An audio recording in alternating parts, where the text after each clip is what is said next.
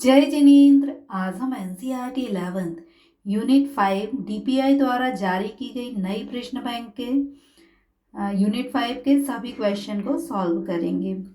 First question है कि सहसंबंध गुणांक होता है, तो सहसंबंध गुणांक -1 और +1 के बीच में होता है।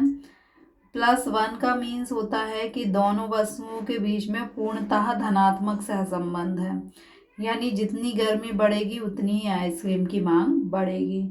-1 का अर्थ है कि दोनों जो दो चर हैं उनके मध्य नकारात्मक पूर्ण सहसंबंध है। इसके बाद है आपका कि यदि दो चरों के बीच सहसंबंध 0 है, सहसंबंध का मान यदि 0 है तो इसका अर्थ क्या होगा? इसका अर्थ होगा सहसंबंध की अनुपस्थिति। 0 यानी दोनों के बीच में कोई सहसंबंध नहीं है। जैसे हम कहें कि अमुक जगह बारिश हुई, इस कारण वहाँ की वनस्पति या वहाँ पर ऊन की मांग बढ़ गई, तो दोनों के बीच में कोई सहसंबंध नहीं है ना। फिर है, पहले का आंसर ये है। फिर है निर्देशांक व्यक्त किए जाते हैं, तो निर्देशांक जो है प्रतिशत के रूप में व्यक्त किए जाते हैं। ये क्या करते हैं कि जो संख्याएं होती हैं उनको प्रतिशत में कन्वर्ट करके निर्देशांक व्यक्त करते हैं। फिर फिशर का सूचकांक को हम क्या कहते हैं? तो आदर्श सूचकांक कहते हैं। वर्तमान वर्ष के मूल्य को दर्शाया जाता है, मूल्य को हम क्या कहते हैं? P, और वर्तमान वर्ष को क्या कहते हैं? 1। यदि वर्तमान की जगह आधार वर्ष होता तो 0 होती, तो इसका आंसर होगा P1। सहसंबंध का अर्थ बताइए। दो श्रेणियों या समूहों के बीच कार्यकरण संबंध को सहसंबंध कहते हैं। देखिए, एक कार्य होता है और उसका कुछ ना कुछ कारण होता है, और कारण का कुछ ना कुछ परिणाम होता है। जैसे मान लीजिए कि गर्मी जो है वो बढ़ जाए, तो उससे क्या होगा? आइसक्रीम की मांग बढ़ जाएगी। तो इन दोनों के बीच में क्या हुआ? सहसंबंध हुआ। तो सहसंबंध हमें क्या बताता है कि ये गर्मी की सीरीज है, कि दो, और ये क्या है? आइसक्रीम की मांग बढ़ने की सीरीज है। तो ये दो श्रेणी के बीच कार्यकरण, ये जो है कारण है और ये इसका परिणाम है, तो दो श्रेणियों के मध्य कार्यकरण संबंध को बताता है। फिर धनात्मक सहसंबंध किसे कहते हैं?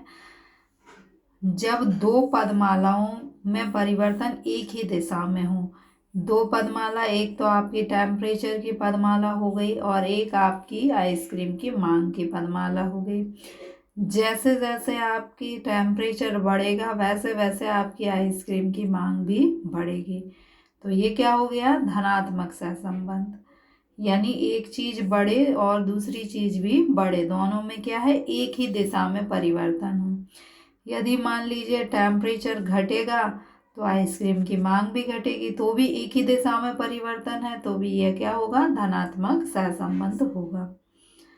फिर है कार्ल पियर्सन के सहसंबंध गुणांक का गुण लिखिए। इस विधि द्वारा केवल दिशा एवं मात्रा का अनुमान नहीं लगाया जाता, बल्कि परिणाम की माप भी प्रस्तुत करता है। यानी कार्ल पियर्सन का सहसंबंध गुणांक आपको केवल ये नहीं बताएगा कि तापमान और आइसक्रीम की मांग में मतलब सहसंबंध है, बल्कि यह भी बताएगा कि कितना सहसंबंध है। कितना यानी टेम्परेचर में कितना परिवर्तन होगा तो आइसक्रीम की मांग में कितना परिवर्तन होगा। तो यह केवल दिशा और मात्रा नहीं बल्कि परिणाम की माप भी बताता है। फिर है कार्ल पियर्सन के सहसंबंध गुणांक के दोष बताइए। पहला दोष है कि सीमांत पदों का अत्यधिक प्रभाव होता है। सीमांत पद यानी जो छोटे पद होते हैं उनका इस पर अत्यधिक प्रभाव होता है।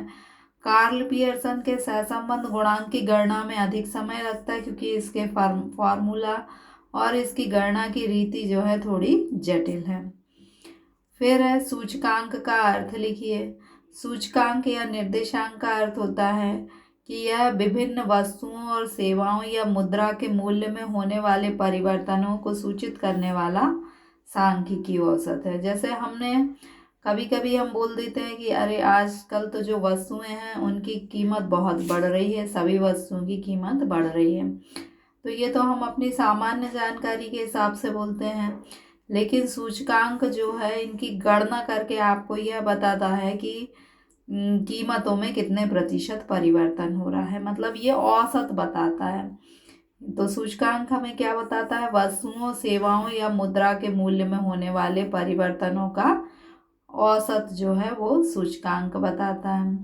अब जो ये जो परिवर्तन होता है वो या तो समय के स्थान पर आधार पर हो सकता है, जैसे कि गर्मी बढ़ने पर आइसक्रीम की मांग बढ़े, भौगोलिक जैसे कश्मीर में स्वेटर की मांग अधिक होगी।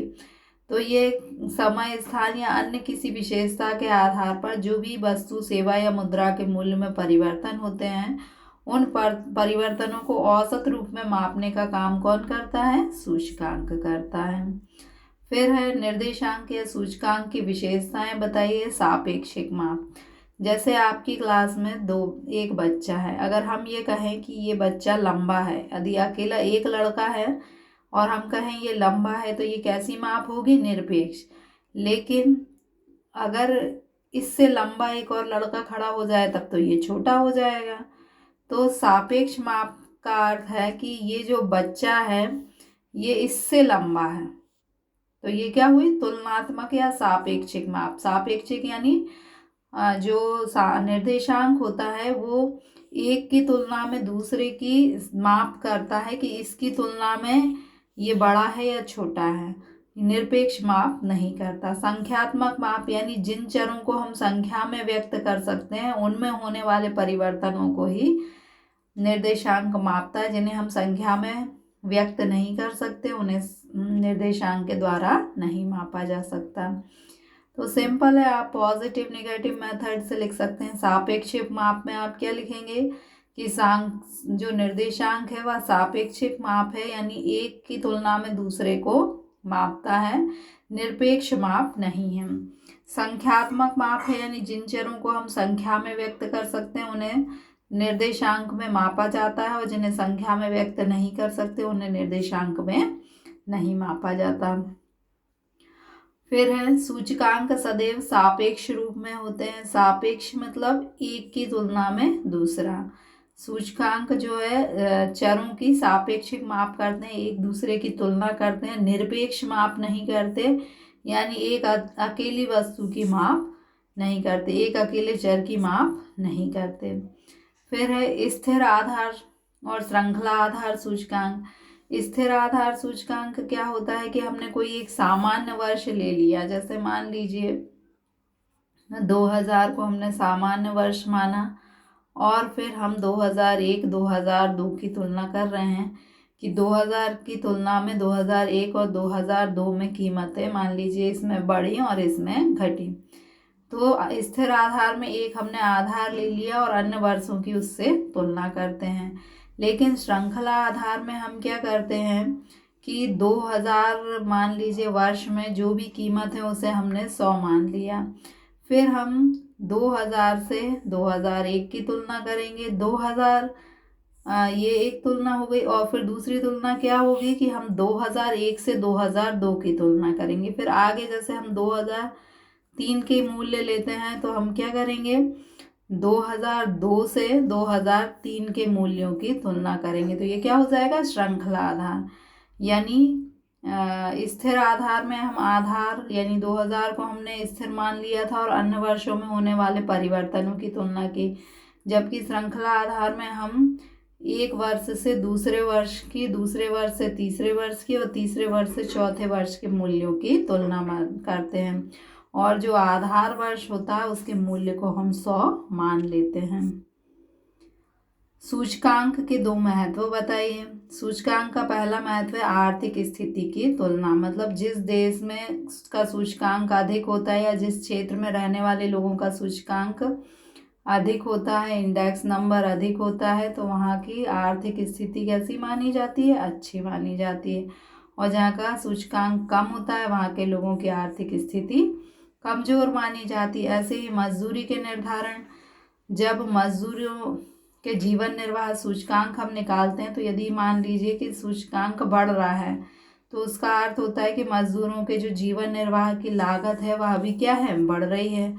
तो फिर क्या होगा, जो नियोजक होंगे, जो मजदूरों से काम कराने वाले होंगे, वो मजदूरों की मजदूरी भी बढ़ा देंगे, क्योंकि सूचकांक उन्हें यह बताएगा कि मजदूरों के जीवन निर्वाह की लागत बढ़ रही है। सूचकांक की रचना करते समय किन किन सावधानियों को रखना चाहिए? पहला तो हम उद्देश्य स्पष्ट कर लें कि हम सूचकांक किस लिए बना रहे हैं। फिर हम मदों का चयन सावधानी पूर्वक करें। जैसे मान लीजिए कि हम वस्तुएं लेते हैं, तो यदि हमने AC फ्रिज ले लिया तो सभी लोग तो इनका यूज़ नहीं करते, गरीब तो यूज़ नहीं करते। और अगर हम सूचकांक बनाते समय कैरोसिन को ले लें तो कैरोसिन का अमीर यूज़ नहीं करते, तो हमें ऐसी मदों को लेना चाहिए जिनका कि सभी यूज़ कर रहे हैं। जैसे गेहूँ, चावल, ये गरीब लोग भी यूज़ करेंगे और अमीर लोग भी यूज़ करेंगे। फिर आधार वर्ष सामान्य होना चाहिए। जैसे अभी कोविड का समय था, तो ये आधार, यदि हम इस समय को आधार वर्ष माने तो ये सामान्य वर्ष तो नहीं था, तो ऐसा वर्ष हमें आधार वर्ष मानना चाहिए जिसमें ना तो कोई प्राकृतिक आपदा हो, ना कोई मानवीय आपदा, अकाल, बाढ़, महामारी जैसी कोई भी स्थिति नहीं हो। ऐसे वर्ष को हमें आधार वर्ष मानना चाहिए। फिर गणना के लिए सूत्र कई प्रकार के होते हैं, तो हमारे उद्देश्य के अनुरूप हमें उचित सूत्र का चयन करना चाहिए। So thank you.